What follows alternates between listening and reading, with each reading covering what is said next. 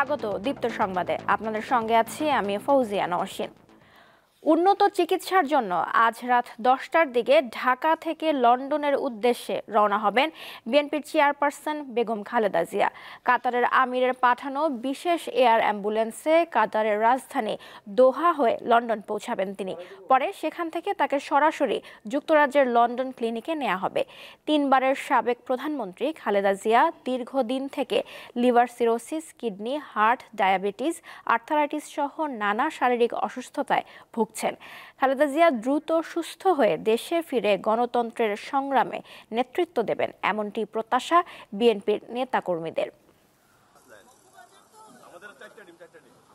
রাজধানীর গুলশানের বাসভবন ফিরোজায় অবস্থান করছেন বিএনপি চেয়ারপারসন।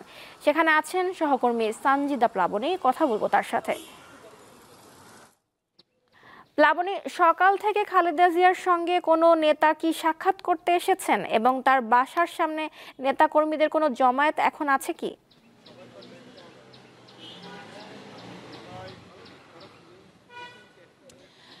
এখন পর্যন্ত কোনো নেতাকর্মী আসার খবর আমরা পাইনি নওশিন। এবং নেতাকর্মীর যে কথা বলছিলেন যে জমায়েত হয়েছে কিনা তার বাসার সামনে, ফিরোজার সামনে, এখন পর্যন্ত আমরা এরকম নেতাকর্মীদের দেখিনি। তবে আমরা এখানে দেখতে পাচ্ছি কিন্তু যে গণমাধ্যম কর্মীরা রয়েছেন এবং বাসার সামনে তার নিরাপত্তা কর্মীরাও কিন্তু রয়েছেন।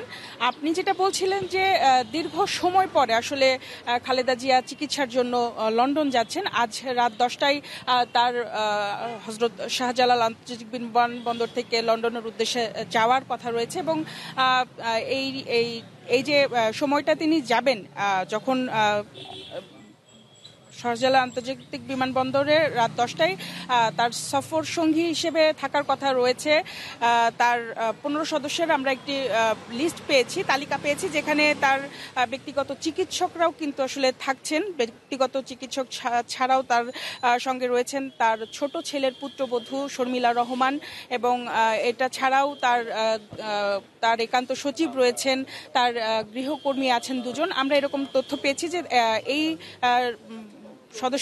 সদস্য নিয়ে আসলে তিনি আজকে রাত 10টায় লন্ডনের উদ্দেশ্যে যাত্রা করবেন। প্রথমে আমরা যেটা জানতে পেরেছি যে লন্ডনে তিনি হিথ্রো বিমানবন্দরে অবতরণ করবেন তার বহনকারী বিমানটি এবং এটা আগামীকাল সকাল 10টায় বাংলাদেশ সময় আগামীকাল সকাল 10টায় হিথ্রো বিমানবন্দরে নামার পর সেখান থেকে লন্ডন ক্লিনিক নামে একটি হাসপাতালে তিনি চিকিৎসা নেবেন এবং সেখানেও তিনি ভিআইপি প্রোটোকল পাবেন বলে আমরা জানতে পেরেছি। এবং গতকাল তাকে বহন করার জন্য কাতারের আমিরের পক্ষ থেকে পাঠানো বিশেষ এয়ার অ্যাম্বুলেন্স, যেটি আইসিইউ সম্পন্ন সুযোগ সুবিধা সম্পন্ন রয়েছে, যেটি গতকাল সোমবার সন্ধ্যা 7:40 শাহজালাল আন্তর্জাতিক বিমানবন্দরে এসে অবতরণ করেছেন বলেও আমাদের কিন্তু বিএনপির প্রেস উইং জানিয়েছেন গতকালকে।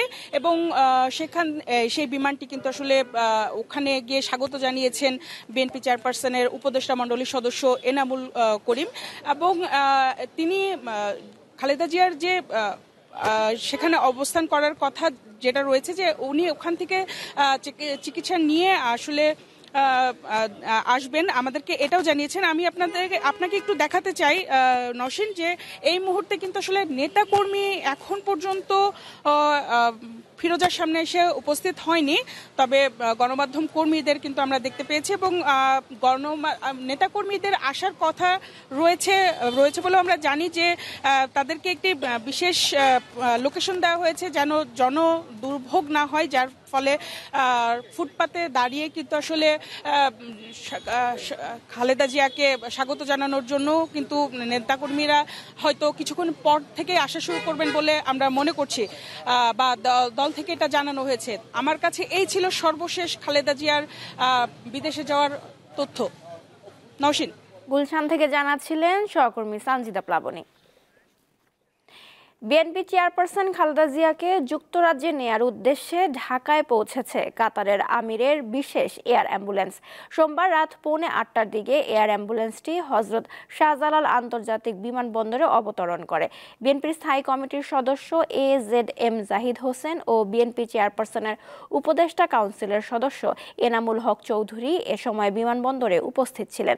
বিশেষ এয়ার অ্যাম্বুলেন্সে কাতারের 4 জন চিকিৎসক ও প্যারামেডিক থাকবেন, আর ঢাকা থেকে খালেদা জিয়ার মেডিকেল বোর্ডের 6 জন সদস্য এই বিমানে যাবেন। এছাড়া খালেদা জিয়ার ছোট ছেলের স্ত্রী সৈয়দা শর্মিলা রহমান, বিএনপির নির্বাহী কমিটির সদস্য তাবিত আউয়াল ও খালেদা জিয়ার একান্ত সচিব ABM আব্দুস সাত্তারও থাকবেন।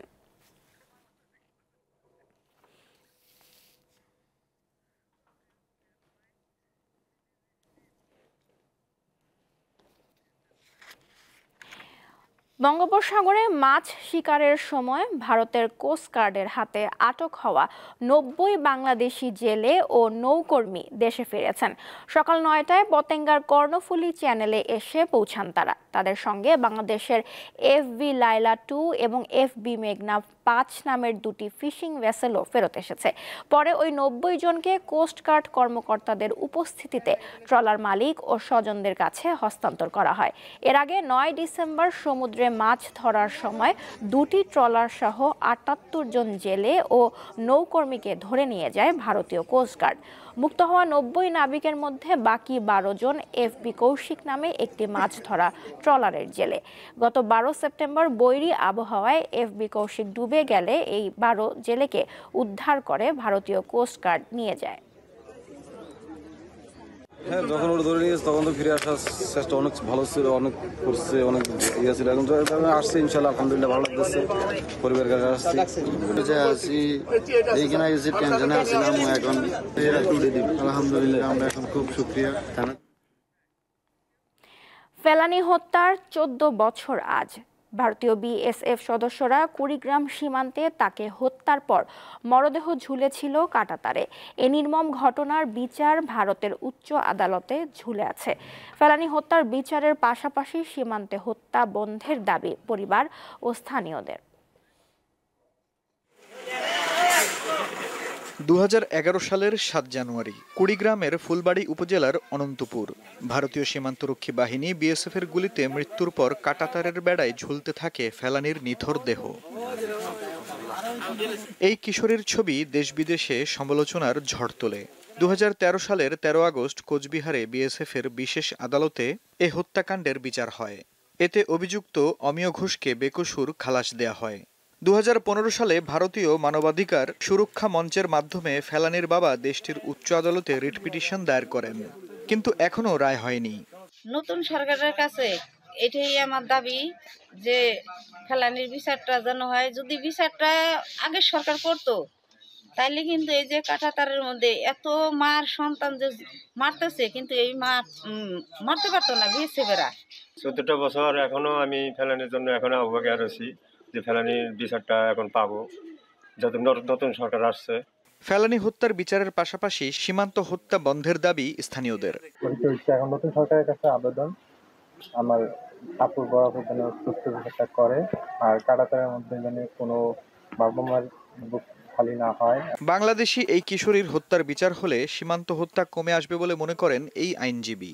ফেলানী হত্যার বিচারের মধ্য দিয়ে যদি প্রকৃত খুনি অপরাধীর শাস্তি নিশ্চিত করা যায়, তাহলে ভারতের মানবাধিকারের প্রতি যে তাদের ন্যূনতম শ্রদ্ধাবোধ আছে এটা প্রমাণ হবে।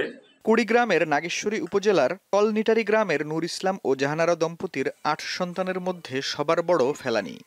কাজের সন্ধানে সপরিবারে ভারতে গিয়েছিলেন তারা। মেয়েকে বিয়ে দিতে দেশে ফেরার সময় হত্যাকাণ্ডের শিকার হয় ফেলানী।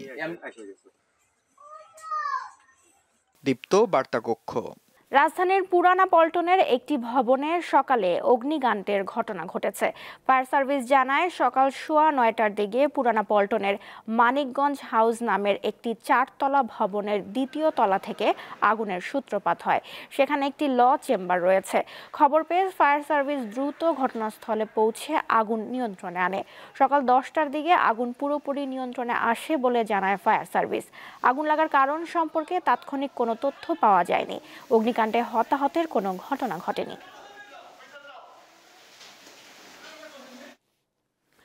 রাজধানী ঢাকা সহ দেশের বিভিন্ন স্থানে সকালে ভূমিকম্প অনুভূত হয়েছে। রাজধানী সহ দেশের বিভিন্ন স্থানে সকাল 7:05 এ ভূমিকম্প অনুভূত হয়। আবহাওয়া অধিদপ্তর জানায় ভূমিকম্পটির উৎপত্তিস্থল ঢাকা থেকে 618 কিলোমিটার দূরে চীনের একটি অঞ্চলে। রিক্টার স্কেলে এর মাত্রা ছিল 7.1। মার্কিন ভূতাত্ত্বিক জরিপ সংস্থা USGS জানায় ভূকম্পটির উৎপত্তিস্থল চীনের জিজাং স্বায়ত্তশাসিত অঞ্চলে। ভূমিকম্পের উৎপত্তিস্থলের গভীরতা ছিল 10 কিলোমিটার। এর আগে গত শুক্রবার ঢাকা, সিলেট সহ দেশের বিভিন্ন স্থানে 5 মাত্রার ভূমিকম্প অনুভূত হয়। সেটির উৎপত্তিস্থল ছিল বাংলাদেশের পার্শ্ববর্তী মিয়ানমার।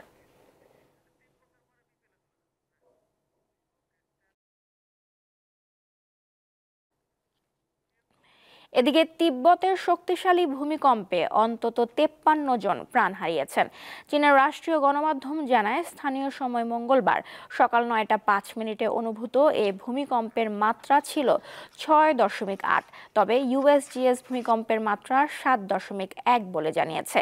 তিব্বতের স্বায়ত্তশাসিত অঞ্চল জিগাজে শহরের ডিংরি কাউন্টিতে সবচেয়ে বেশি ক্ষয়ক্ষতি হয়েছে।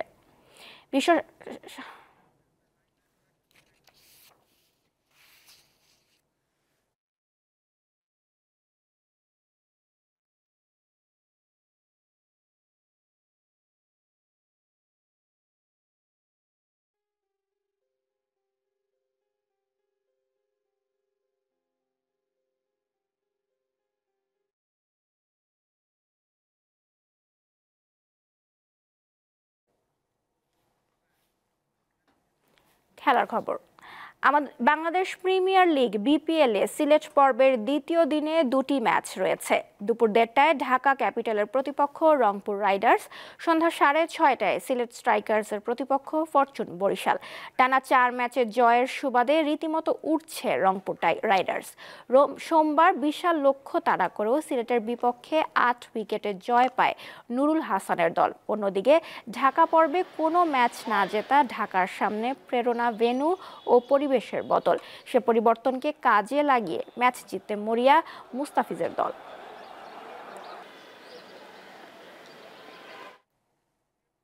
ফেডারেশন কাপে গ্রুপ পর্বে মাঠে নামছে 2 চিরপ্রতিদ্বন্দ্বী আবাহনী ও মোহামেডান। কুমিল্লার শহীদ ধীরেন্দ্রনাথ দত্ত স্টেডিয়ামে ম্যাচ শুরু দুপুর 2:30টায়। এই প্রতিযোগিতায় রেকর্ড 12 বারের চ্যাম্পিয়ন আবাহনী।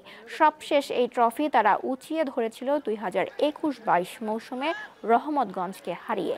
অন্যদিকে 11 শিরোপা নিয়ে তালিকায় আবাহনীর পরেই আছে মোহামেডান। সবশেষ 2022-23 মৌসুমে চিরপ্রতিদ্বন্দ্বীদের টাই ব্রেকারে হারিয়ে তারা এই স্বাদ নিয়েছিল।